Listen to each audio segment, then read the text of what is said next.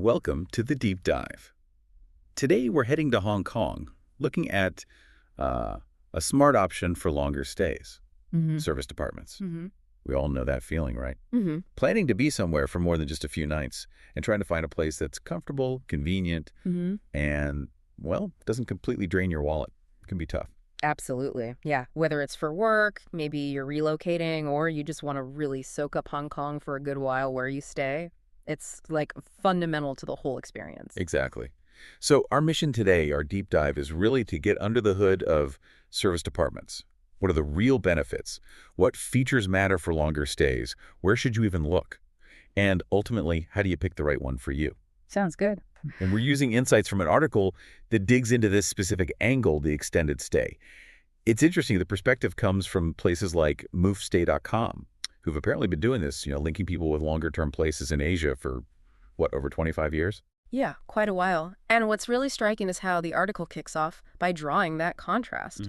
Hotels are great for short hops, obviously. Sure. But they can sometimes feel a bit, I don't know, sterile, impersonal. Yeah, impersonal is a good word. Service departments, though, they really lean into that home-like comfort. It's not just a bed. Yeah. You get actual living space. Right, yeah. A sofa you can actually sink into, a dining table. Right, somewhere to actually sit and eat like a normal person. Exactly. That feeling of everyday life, it becomes so important when you're away for weeks or months. Okay, let's unpack that home-like comfort a bit more. Yeah. The article really stresses having those separate zones, living, sleeping. It's not one room doing triple duty. Having a distinct area to just, relax or maybe catch up on emails, separate from where you sleep, that really changes the game for a longer stay, doesn't it? Oh, massively. And if you think about the bigger picture, that separation of space, it really impacts your sort of well-being. Yeah. How so? Well, when you're out of your normal environment for a long time, being able to keep some kind of routine, having specific spots for specific things, it just helps stop you feeling like you're constantly living out of a suitcase, That makes total sense. Right. And then there's the flexibility for long stays. The article notes these places are built for longer periods, unlike hotels focused on quick turnovers. Yeah, that's key. Which often means, better rates the longer you commit, and they're usually more chilled about extending your stay if plans change. Which they often do on longer trips. Exactly. Less checking in, checking out. Yeah. That's a huge relief. They even use that phrase, hotel apartment HK. I saw that. Which kind of sums it up, doesn't it? Hotel services apartment feel. That flexibility, it's a massive plus. Especially, like you said, when things are unpredictable, work assignments dragging on, finding a permanent place taking longer. Right. Knowing your accommodation can adapt, that takes a load off your mind.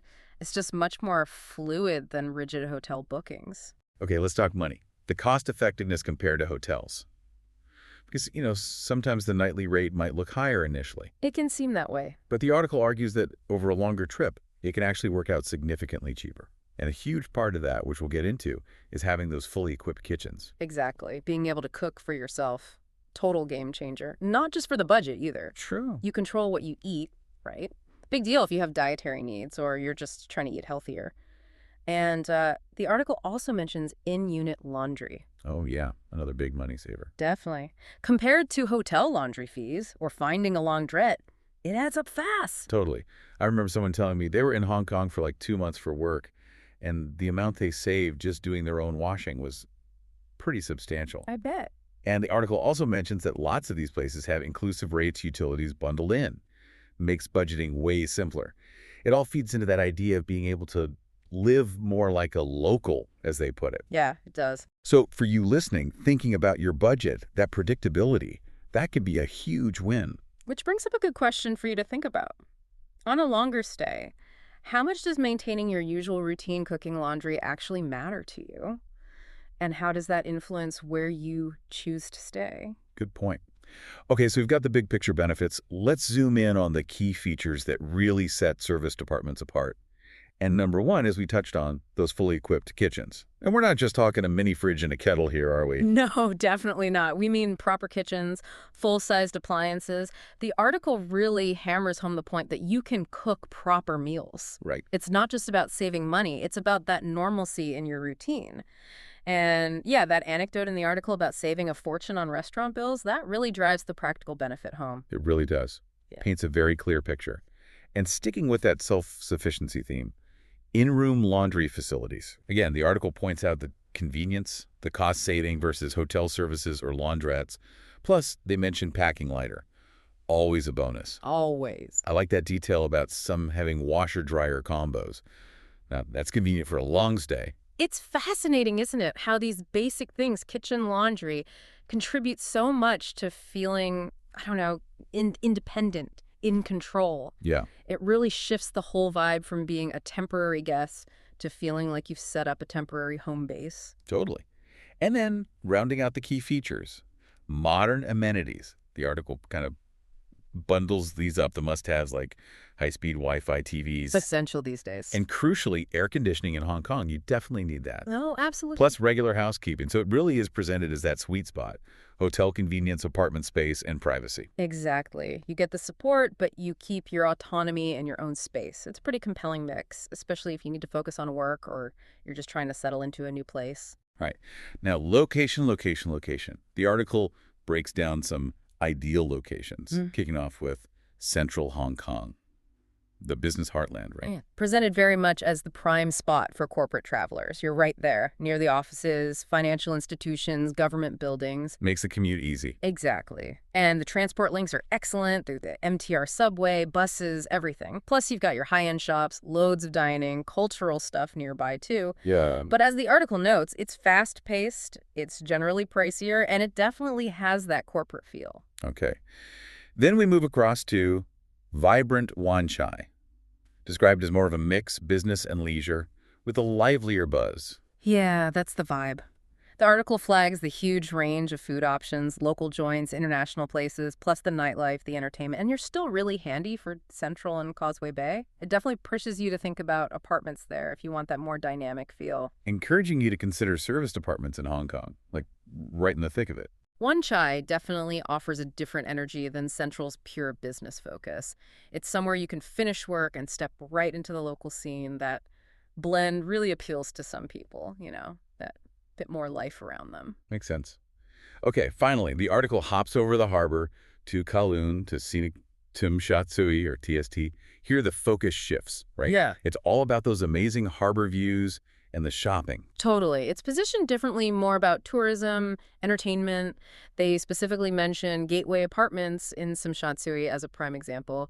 You get those incredible views. It's called a shopping paradise for a reason, plus museums, temples. Wow, waking up to that view every day, that would feel pretty special. Yeah, TST definitely has that more touristy feel, but for a longer stay where you want that iconic skyline and tons of leisure stuff right there, it's a fantastic option.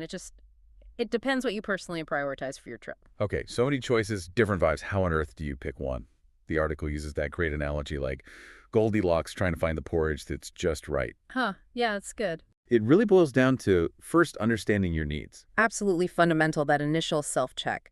The article really pushes you to think, what's your daily routine going to look like? What would genuinely make life easier? Right. It asks those key questions. How much space do you really need? Studio, 1 bed, 2 bed. What amenities or non-negotiables got to have great Wi-Fi? Need a gym? Pool?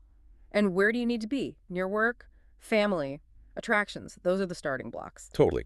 And once you've got a handle on your needs, the next step is comparing amenities. The article's advice here is spot on.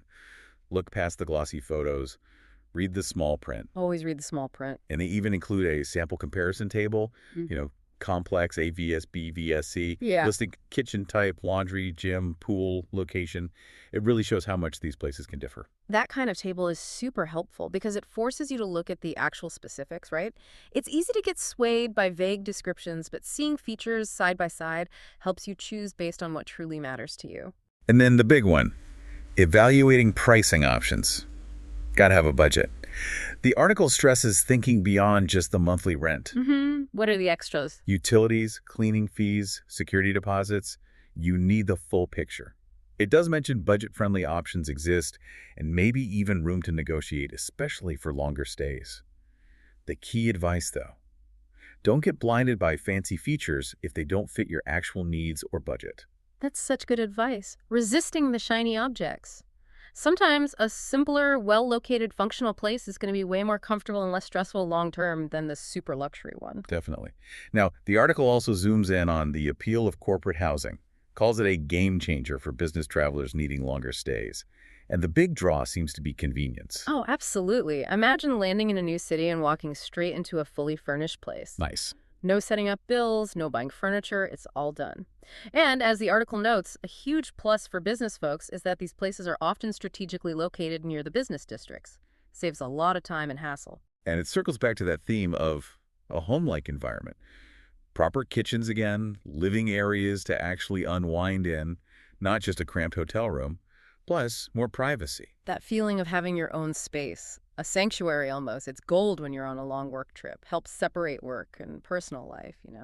And it can really cut down on feeling isolated when you're away from your usual network. And finally, for corporate housing, the article hits on the cost benefits again for longer durations. Often works out cheaper than hotels. No daily service charges, plus the savings from cooking in. And those all-inclusive rates give businesses and individuals that budget clarity. The comparison table here really spells out the financial edge over standard hotels for extended business trips. Yeah, the table's pretty stark, isn't it? Cost, kitchen facilities. It makes the case for corporate housing very clearly for that kind of extended business travel. Okay, so given all these benefits and things to weigh up, what are some actual popular service department options you might find in Hong Kong? The article says finding one can feel like a bit of a treasure hunt because there's just so much variety. That's a good way to put it. Yeah, at one end, you've got the luxury choices. Think amazing views, high-end amenities, concierge services, the works. Fancy gyms, rooftop pools. Exactly. Designer furniture. Of course, it comes with a premium price tag. The article mentions Shama Hub Metro South Hong Kong as an example, offering studios and bedroom places, fitness space, even a common kitchen. So even within luxury, there are variations. Right. And then for those maybe watching the budget a bit more, there are budget-friendly alternatives. The article says, look, they might not have all the flashy stuff, but they still offer a comfy, convenient base. Practical tips there include maybe looking a bit further out from the absolute center, or perhaps going for a smaller studio. Yeah, it's about prioritizing, isn't it? You might happily skip the rooftop pool if it saves you a chunk on rent, especially if the apartment's still comfortable and has the essentials like a decent kitchen and laundry. Absolutely.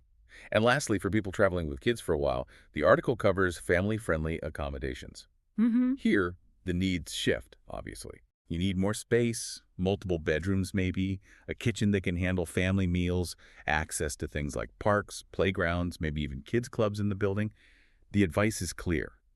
Do your research, read reviews from other families, and maybe look out for family packages or discounts. Yeah, traveling with family long-term, that's a whole different ballgame. Yeah. Having that extra room, being able to cook familiar food, having kid-friendly amenities nearby, it can make or break the whole experience for everyone. Okay, so picture this. You've done the research, you found your apartment. How do you make it actually feel like home?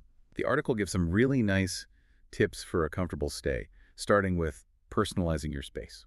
Yeah, these are often the little things that make a huge difference, right? Bringing a few familiar bits from home, some photos, maybe a favorite throw blanket, even a scented candle you like. It just creates that connection, that comfort.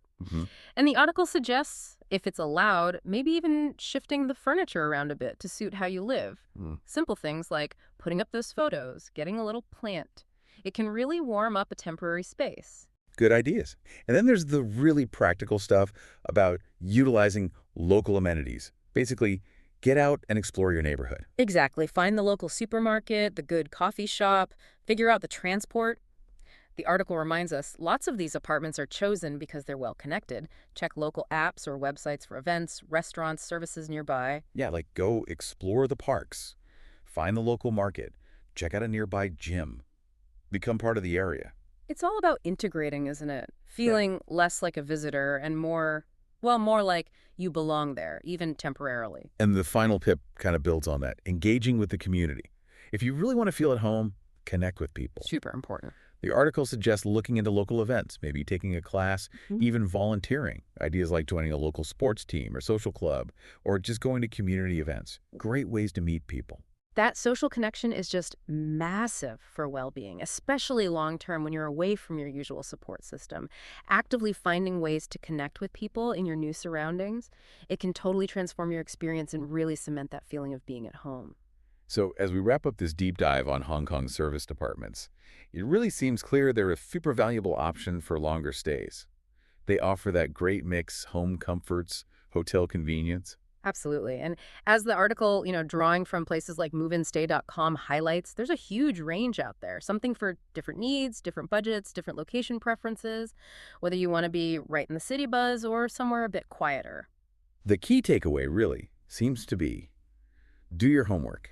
Explore the options properly. Think hard about what you need and find the place that's going to make your stay comfortable and, well, enjoyable. Which leads us to a final thought, maybe for you to ponder. With this growing need for flexible living in our sort of globalized world, how is our actual idea of home changing? Moving beyond just owning a place permanently. And what part do these really versatile service departments play in that whole shift?